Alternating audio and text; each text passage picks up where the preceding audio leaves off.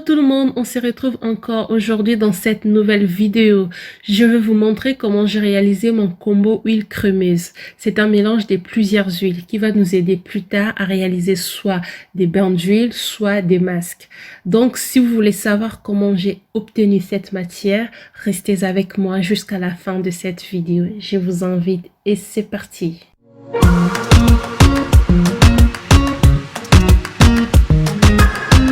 Tout d'abord, je vais réaliser un bain-marie. Un bain-marie consiste à mettre l'eau dans une casserole et ensuite la poser sur le feu et laisser bouillir de l'eau. Et par après, je viendrai avec une autre casserole qui va contenir mes ingrédients que je vais poser sur ma casserole qui contient de l'eau. Le but de réaliser le bain-marie, ça va permettre en fait de ne pas dégrader tous les nutriments nécessaires qui se trouvent dans vos ingrédients. Pour obtenir mon huile crémeuse, je vais utiliser une noisette de beurre de cacao de 100 g. Et ensuite, je rajoute aussi une noisette de beurre de karité. Le beurre de cacao hydrate intensément les cheveux, il le nourrit et les rend brillants. Et il est utilisé aussi pour les cheveux abîmés ou secs. Alors, le beurre de cacao, il faut les mélanger de préférence avec d'autres huiles parce que il a une texture très dure. Donc, je suis obligée de le découper en petits morceaux pour réaliser mon bain-marie.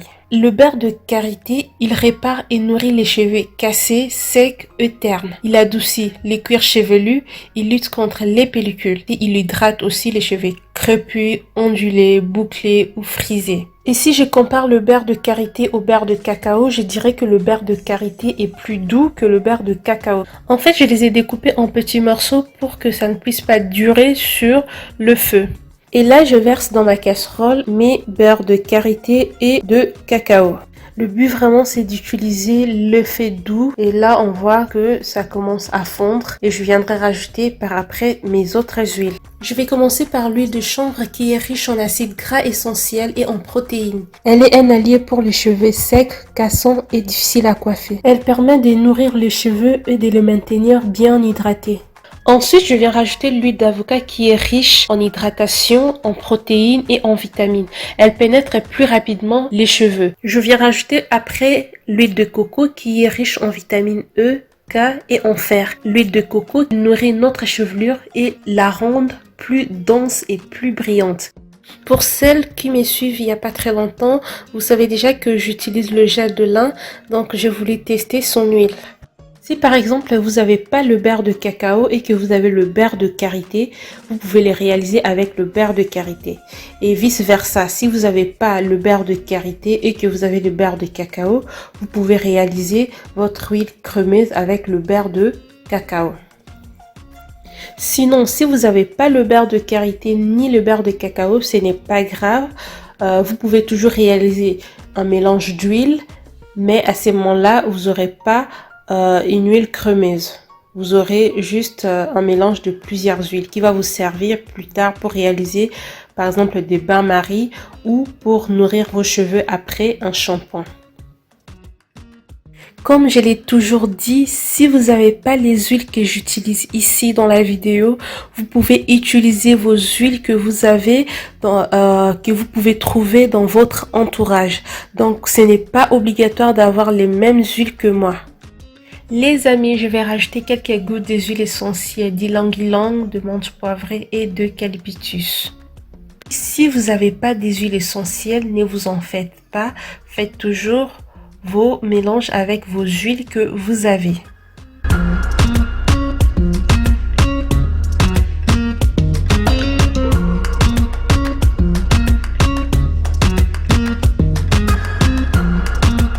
Ensuite, je n'oublie pas de rajouter le vitamine E, c'est pour conserver plus longtemps mes huiles.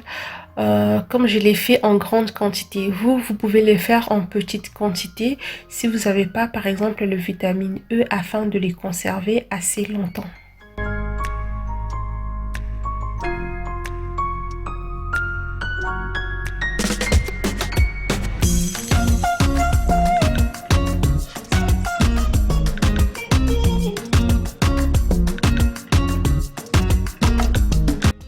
Voilà ce que j'ai obtenu après avoir laissé mes huiles se refroidir.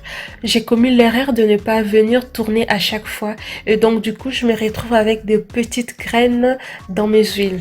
Je suis obligée maintenant de les tourner jusqu'à ce que je vais obtenir une matière homogène assez crémeuse.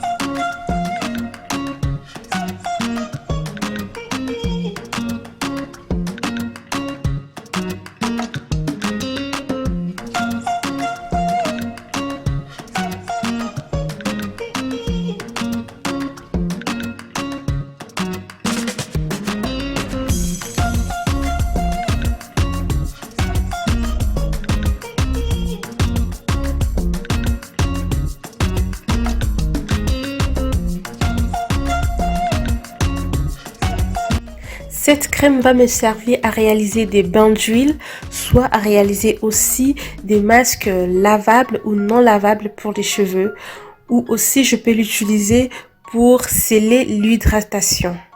Voilà, nous sommes arrivés à la fin de cette vidéo. Vous avez vu comment j'ai réalisé ma recette avec les huiles pour obtenir une matière bien crémeuse.